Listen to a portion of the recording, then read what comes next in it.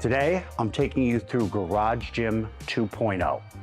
When I first built out this gym, I never had the plan to expand it to this extent. I thought I was gonna use it for primarily my girlfriend would work out here and I would get an occasional workout in.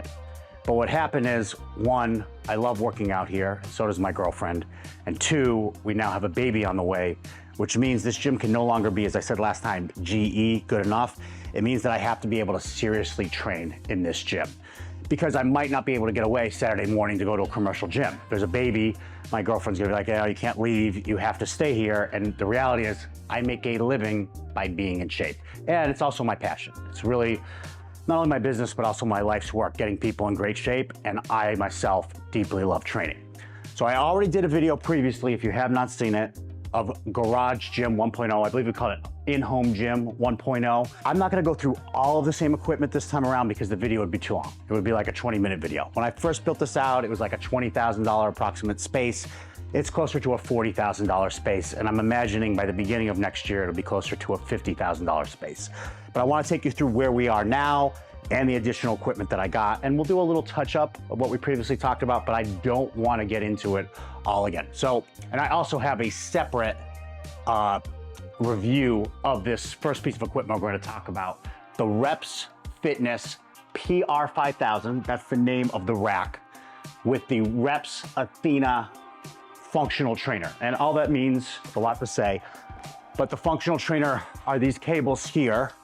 They're attached to dual cable pulley. You can do reverse flies, you can do flies, you can do triceps. I actually have a lot of weight on here, which is why I wasn't able to lift it, because I had it set up to do some diagonal rows with them. So this is the PR5000. That just basically means these holes are 1 inch and they're 3 inches apart. And the functional trainer refers to these stacks here in the back where they're attached to these dual cables. And again, I have a full video where I separately review this piece of equipment, and I also talk about it in depth in In-Home Gym 1.0.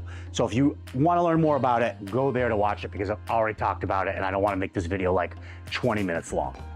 I also talked about previously the Smart Fit dumbbells, or these adjustable dumbbells that I use. I still stand by them, I love them.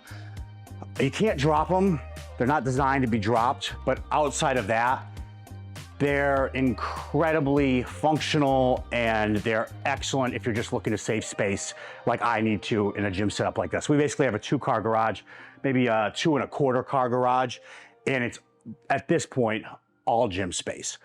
So those adjustable dumbbells, they're a lifesaver. So I have a full separate video talking about them. I also in the separate video talked about this TRX, which I think indispensable in In-Home Gym.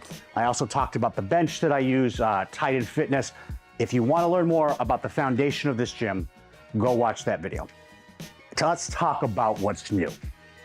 So again, I'm very happy now, even, what is it, 6 months, 7 months, with this rack. This is the foundation of my gym. A couple additions got added on here. When I originally bought it, I bought it with these cross pipes. These are safeties, so they're designed if you have to bail out in your squat, it's there to save your life essentially. But the problem is I have a 6-post here, right? 1, or however you want to see it, 2, 4, 6. And this would go through both of these, which would mean that I couldn't bring this cable up and down. The functional trainer shimmies up and down this thing. With the cross pipe through it, I couldn't bring it up and down. I also bought these lever arms, which we'll talk about in a second, that move up and down. So what I instead got were these spider arms. These are a $200 investment, as opposed to this is a $90 investment. I'll probably eventually just get rid of these. I don't think anybody's gonna buy them from me. But I much prefer, and I think these look way cooler, these spider arms, and they're very durable. They can hold up quite a bit of weight. So they're great if you have to bail on a squat or a reverse lunge, etc. I also have this attachment down here, which I'll explain in a minute when we get into my lever arms, which in my opinion is the biggest upgrade to Garage Gym 2.0 that I made. So these lever arms, pull this bad boy up, attach, connecting to all different points. I'm gonna get into each and every single part of my lever arms, but why I bought these for an in-home gym setup that has to be more than good enough, it has to be great, is because I can do incline hammer strength press with it. I can do flat hammer strength press with it. I can do decline. I can do machine dips with it. I can do horizontal rows. I can do chest supported rows. I can do so many movements with these lever arms. I invested a little over $2,000 into them so that I can replace multiple machines. And my thinking is, are these lever arms worth it? Absolutely. Because if I was to buy, mind you, I don't even have the space for this, but if I was to buy an incline hammer strength, a decline hammer strength, that would cost a fortune.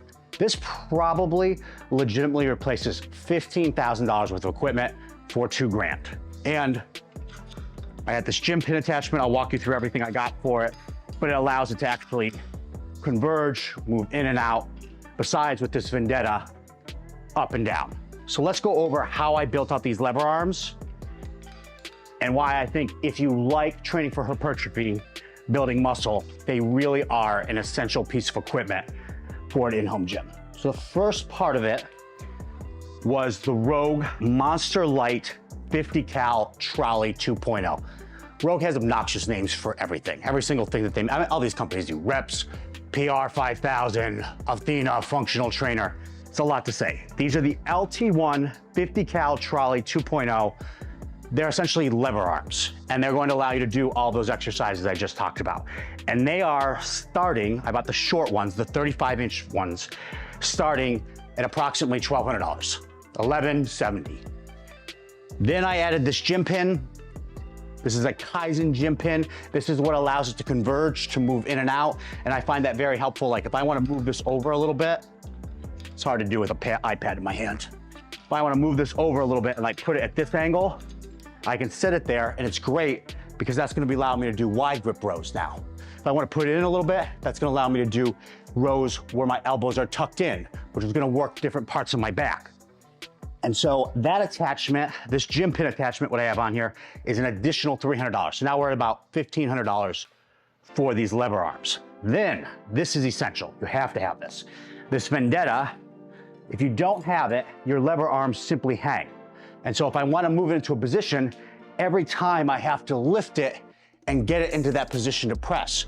Whereas with the lever arms here, I can set it here, I can set it here, I can set it up from a starting point of wherever I would like to press or row from, which makes this piece of equipment far more versatile and far more similar to using a machine press or a machine row.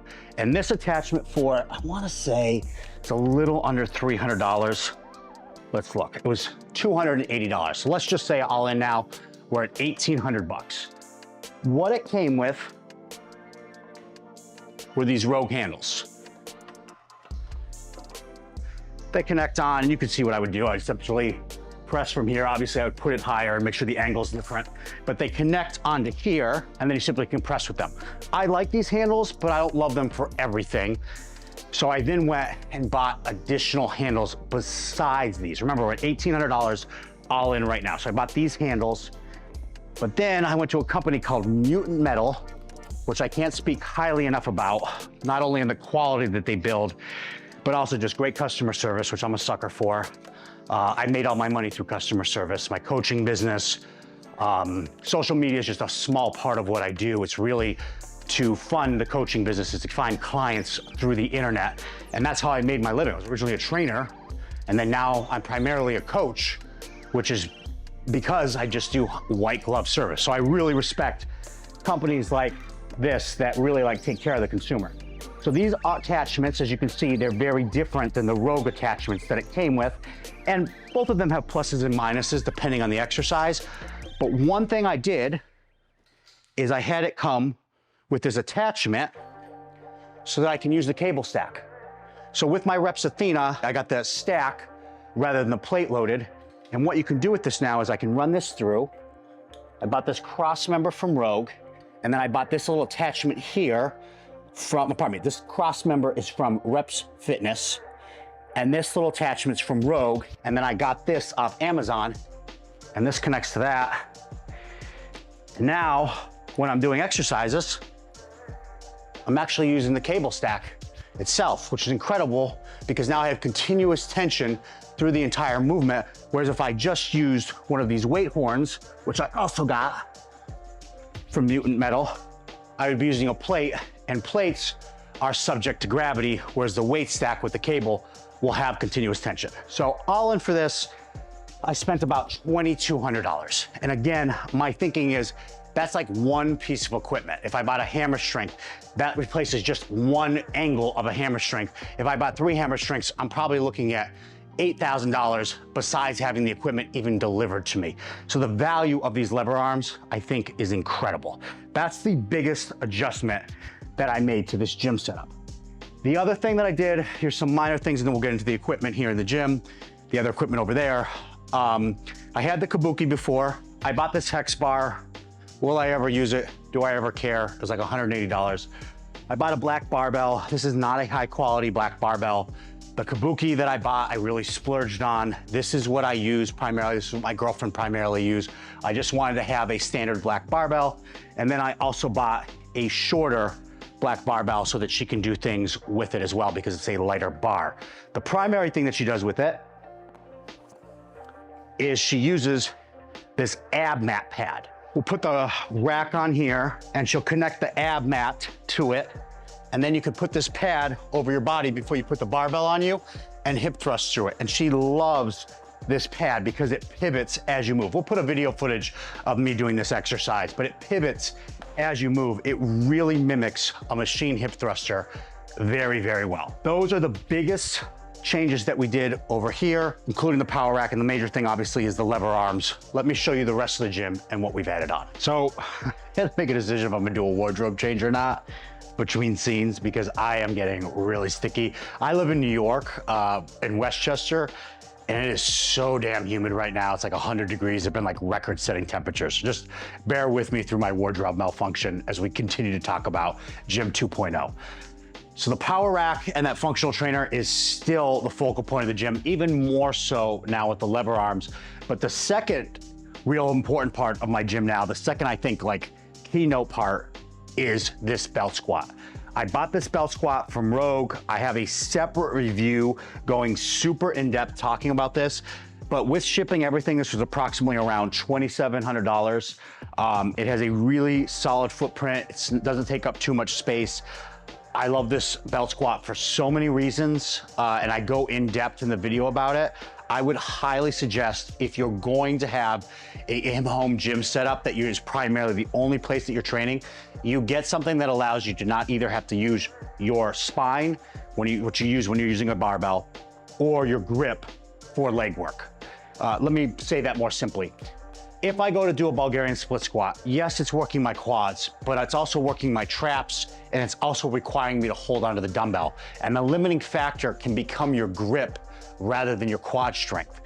If you go to barbell squat, the ability for you to stay upright as you squat is essential. What begins to happen is people begin to fail. They begin to lean forward because their spine, it's known as axial fatigue, sets in before quadricep fatigue sets in. So if I go to do a real serious barbell squat, it's actually more of a lower back exercise for me than it is actually quads at this point, because my quads are stronger than my lower back because I primarily train for hypertrophy, building muscle, rather than just training for just pure function. So if you're serious about building muscle, I suggest either getting like a leg press or a belt squat, hack squat, something you can use. And for me, the belt squat made a lot of sense because not only can I do belt squats, but because I bought these additional pads, which I talk about in depth when I do my review of the belt squat, I use this for doing RDLs. So I stand on these pads on both sides. I have about 10 of them. And then from there, I stand on top of both and I do RDLs off of it on this belt squat. So I like it because I could both do a hamstring and a quadricep movement. And you can also bias a belt squat where you get more glutes by like really leaning back and keeping your shin straight. And I also think as I age, there's no compression on the spine on a belt squat. So this is something that I'll be able to use for 30 years. So that's why I picked that piece of equipment. The next thing that I think it's really important to talk about is this glute ham that I purchased. And I got this because Right now, I'm not willing to invest in a leg curl, a machine leg curl. Eventually, I probably will. That will probably be the 3.0 video that you'll see early beginning of next year. But for now, I could spend $500 and buy this Titan Fitness glute hamstring developer that is on the floor. And this thing is fucking awesome. If you saw my leg day video where I train legs, I use this. And what I love about it is the floor print is so small. It does not take up a lot of space. So you can go off here, you can do the curls. We'll post a video of me doing it. I did it on my leg day training. And then when you're done with it, you just set it up. You can literally just pick this thing up. It has wheels and it does not take up any space. So 500 bucks. It's always on sale. Titan Fitness, they constantly have it on sale. I think MSRP is like 580. Don't pay that, just wait for a sale. You can always get it for around 500 bucks. So this is a huge part of my gym. It allows me to work biceps femoris, the bottom part of your hamstring, and you need some sort of curl to do that. If you remember gym point 1.0, where I showed you to perform better, I had a separate piece of equipment for split squats, but in the name of saving space, I bought these instead, and these simply attach onto the rack. So you can put it right through here. You can actually set up both of these, one through the cross member, one through the beam here, and you can even do back extensions using these bad boys. These were each $120. They're not cheap. Rogue never makes cheap equipment. This is the Monster Rogue attachment. But I think because they save up so much space and because they're so versatile, to me, it was worth the $240 to be able to do back extensions, to be able to do split squats, and to not have to have another apparatus sitting around in my gym. If you remember 1.0, I also had a rubber wedge, which I got up at Amazon, and I still think that rubber wedge is GE, it's good enough. But I went and spent, I think $150 on this thing. I think it's 125 base, and then somewhere in taxes, everything, you're about 150 for it. And this is the best squat wedge in the game. I got a 15-degree angle, and the reason I did that is both my girlfriend and I can really use that.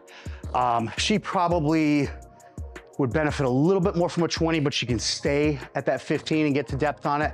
I don't quite need a 15.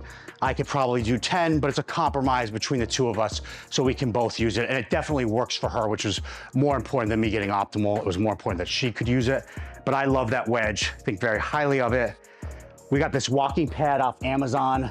It was like 200 something dollars. You know, it's pretty, it matches the room. Neither one of us are runners. We're not gonna be running in here. So we got this walking pad because both of us do zone 2 cardio. Sometimes she does it when she has meetings. She works from home about 3 days a week. So it was important for her to have this, and I also will use it occasionally too. I'll put a ruck vest on and I'll walk on it. And I really, you know, big believer in getting your zone 2 cardio in every week. I have a VO2 max of 53, and it's primarily through this and then doing some HIIT training. The only other thing I want to draw to your attention in here at this time, we put up the mirrors with the lighting. It looks sick. Obviously it's daytime, so we have natural light flooding in here. But if we want to close the garage door and we want to shoot it down, you can look absolutely disgustingly lean because these are like makeup mirrors where the light's coming towards you. They're awesome. So pull up to the window. We have a window here. We bought one of these blackout shades for it. I don't know if you remember from some of my earlier videos, but we had this ugly ass garage door opener that hung. It was like red. It killed me inside every time I saw it in one of my shoots. And we got this wall mounted garage door opener over here. And that is basically the gym setup. Oh, one more thing before we move on. These weight plates, these are so fucking, look at how fucking thin these things are. And they're 45 pounds. And how I attached it to my belt squat was I bought one of these weight horns from Rogue and just simply put it on. Worth the money. So I keep additional plates over here, I keep my iron plates over here, and then I keep all my rubber plates over here. Last thing we're gonna look at is the sauna. Come on with me. By the way, I wanted to grab this and show you this. This is still the best calf block I've ever used. I had my handyman make this from some wood at Home Depot. You can buy calf blocks off Amazon or online. I still think this is the way to go. This allows me to get a deep stretch all the way at the bottom, which is the most important thing when training calves. When training calves, it's way more about the bottom part of the movement, that stretch, than anything else. So I just want to show you this because we play so many things in the gym from 1.0 to 2.0, but this wood freaking calf block has stood the test of time, and it will. I'm never gonna get rid of this thing, it's incredible. Last but not least, SISU, I partnered with them I actually reached out to them. I do basically zero brand work these days. I don't want to be involved in it. I want to be able to be creative. I want to shoot what I want to shoot. I'm very fortunate that business is very, very busy on coaching. It's very busy in training. So I'm really like not trying to go viral. I'm just trying to put out content that I actually enjoy and that will help people. And when I had the opportunity to, one, get a sauna for myself, two, be able to actually talk about sauna content for them, and three, actually talk about a message to the consumer that is actually something that I believe in personally, it was a no-brainer for me. And so they offered me 2 different barrels. They offered me the larger one. I went with the smaller one. This is the Eddy. If you were to pay for this with taxes, it's about $7,600. When you look at this and add this into the whole gym setup, we're looking at a gym setup that's in the low 30,000s MSRP for everything I have here. I cannot speak highly enough about the sauna. It helps me sleep at night. It smells so incredibly good. If I'm having a stressful day and I've already worked out and I just need to get away from everybody, I go in here for 20 minutes, I reset, I recharge. It fits me. I'm not a little person. I'm at least 6'2", 252 pounds first thing in the morning this morning when I weighed in, and I fit in here very comfortably. Normally it could fit 4 human beings. It could probably only fit 2 of me, but it could fit 4 human beings, 2 on each side, or 2 Jakes, 1 on each side. And I love the sauna, and I can't speak highly enough about the company and what they stand for and the sauna itself. The only other thing I'm gonna mention here is that I do have a shipment of gym equipment that I'm actually picking up today. A friend of mine has a content studio and he constantly has gym equipment, and he reached out to me and said, hey, do you wanna get some stuff? And I actually have a concept rower coming, a concept ski erg, and an Airdyne bike all coming today, along with some additional kettlebells. But that will be seen in Gym 3.0, and I think this is gonna end up being around a $50,000 in-home gym by the end of next year. But for now, we just finished a home remodel. I have a new car on the way. I'm replacing my Range Rover. So I'm gonna kind of ex-nay any discretionary spending for a while. But when January comes around, after the winter, I wanna get a leg press, I wanna get a hack squat besides the cardio equipment that's coming. So that is Garage Gym 2.0, guys. I hope that you found this very helpful, kind of saw why I built out what I did and how I kind of elevated the space and took it to the next level where I could really train exactly how I want to here. If I ever need to get a workout in here at this Garage Gym, it will be just as good as if I was go to Lifetime or where I train people at, Madison Strength Lab in Larchmont, New York. Thanks for tuning in. If you like what you saw today, please hit subscribe. I'm very passionate about this long format content. I'm very passionate about putting content that actually helps people and informs people.